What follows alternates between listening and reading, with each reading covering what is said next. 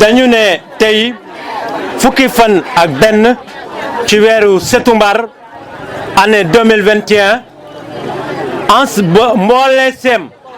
comité parti socialiste commune bu Porokhane moo fi daje di waxtaan ci biir waxtaan wi teew na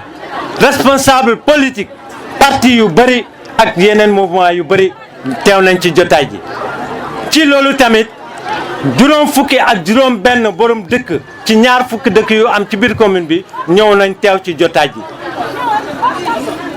imam yi ñëw nañ jeunesse bi defe naa ku gis assemblée bi dina ci ràññee au moins jeunesse bi jigéen ñi la même chose ñoom ñëpp li leen tax a jóg mooy benn kaddu gi kaddu googu mooy lan élection locale yii di ñëw nii soxla wuñu benn candidat bu dul Ali Mané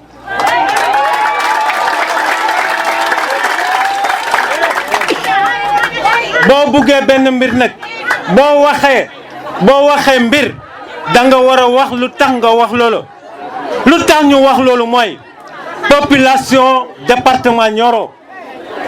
à part période électorale Ali Mané kese la ñuy gis seen wet Ali Mané mooy yóbbu seen baay ak seen imaam yi ak seen lépp Makka Ali Mané moo leen di yóbbu Fass ñuy ziar Cheikhna Ahmed Tidiane Chérif Ali Mané moo leen di jàppale ci xarum tabaski Ali Mané moo leen di jàppale ci ay ambulance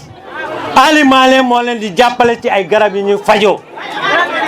pour wax leen ne bon population Porokhane dañ ma jox kaddu gi may wax seen tur waaye ñoom ñoo wax du man maa wax loolu moo tax ñu tànn Ali Mané mu doon seen candidat ci conseil départemental bu loolu